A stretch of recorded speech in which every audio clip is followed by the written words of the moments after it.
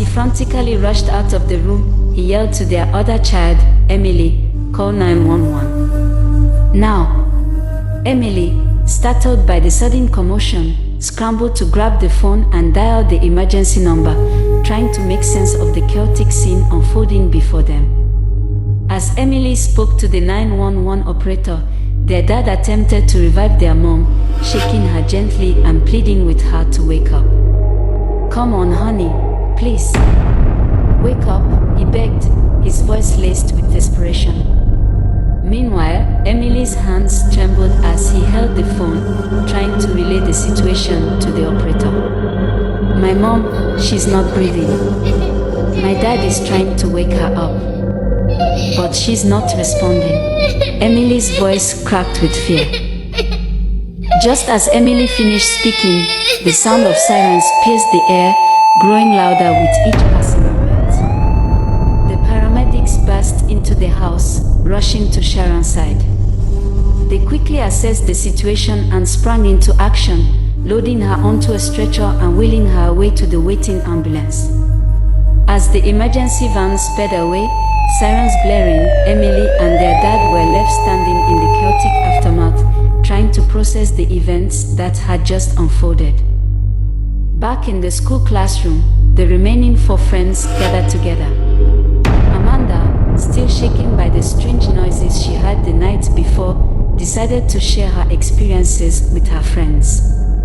"Girls," Amanda said, her eyes wide and laced with concern, "I heard whispers in the living room last night when I was watching a movie. It sounded like someone was walking around the house." Lovett, Linda, and Lillian exchanged amused glances. "Babe, you're such a wimp," Lillian teased. "It was probably just the wind or your imagination." Linda playfully rolled her eyes. "Yeah, Amanda, you're always hearing things that aren't there." Lovett chuckled. "Maybe you're just trying to get attention." Amanda sighed, feeling frustrated that her friends didn't believe her. "I'm telling you, it was real. And it was scary." But her friends just laughed it off, teasing her good-naturedly. As they continued to tease Amanda, they suddenly realized that someone was missing from their group. "Hey, where's Sharon?" Lovett asked, looking around the classroom as if expecting her to appear at any moment. The others stopped laughing and looked at each other with a mixture of confusion and concern. "I don't know. I thought she would be here," Lillian replied, scanning the seats nearby. Amanda pulled out her phone and tried calling Sharon, but it went straight to voicemail. "That's weird. Sharon always answers her phone," Linda said, her brow furrowed with worry. The group fell into an uncomfortable silence, their minds racing with worst-case scenarios. Where was Sharon? And why wasn't she answering her phone? "Let's go check on her," Lovett said, breaking the silence that had fallen over the group. "Yeah, that's unlike her," Amanda said, nodding in agreement. After obtaining permission from the principal, the girls decided to take a stroll and headed towards Sharon's house, unaware of the tragic news that awaited them. When they arrived, they were met with a solemn atmosphere that immediately hinted at something being terribly wrong. Sharon's family was gathered in the living room, their faces etched with grief. And then, they heard the news that shattered their world. "Sharon's gone," her sister said, her voice barely audible. "She passed away last night." The group was stunned, their minds refusing to accept the truth. They cried extremely bitterly, their wails echoing through the house. They had never felt such a deep pain before, a pain that seemed to rip their hearts apart. Lovett fell to the ground, her body shaking with sobs. Their best friend, their companion, their shepherd was gone. The thought was unbearable, and they wept as if their tears could bring her back. As the night wore on, the group sobs subsided, replaced by a numb silence.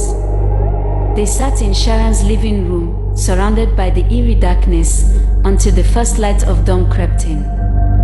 With heavy hearts, they finally parted ways, each heading back to their respective homes. The twins, Lillian and Linda, walked together in silence, their footsteps echoing in the stillness of the night.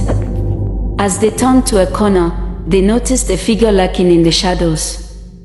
At first, they thought it was just a stray animal, but as the figure got closer, the figure began to take shape.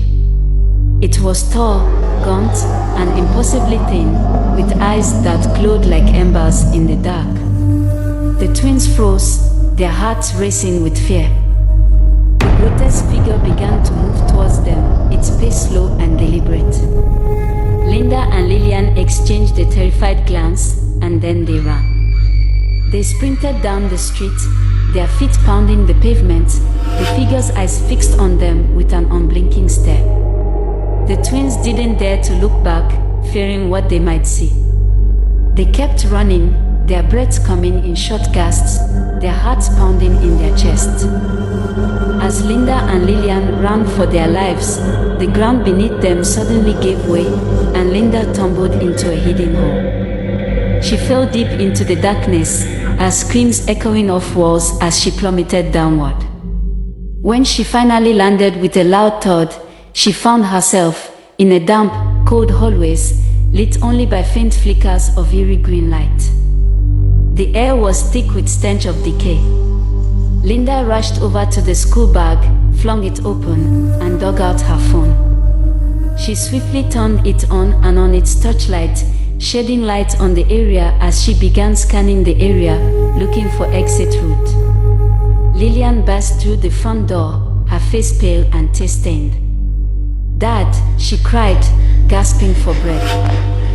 Her father, concerned, rushed to her side. "Lillian, what's wrong? What happened?" Lillian's words stumbled out in a frantic jumble. "Linda, the demon, it took her.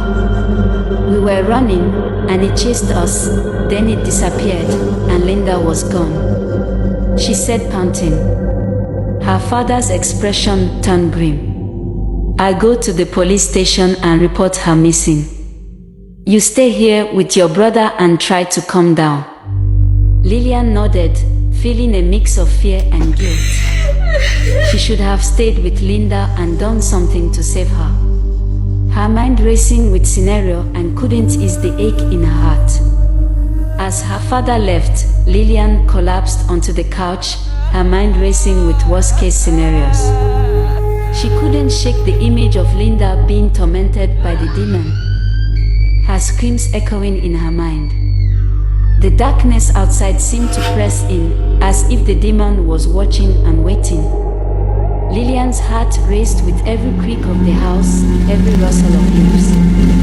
She knew she wouldn't rest until Linda was back home, safe and sound.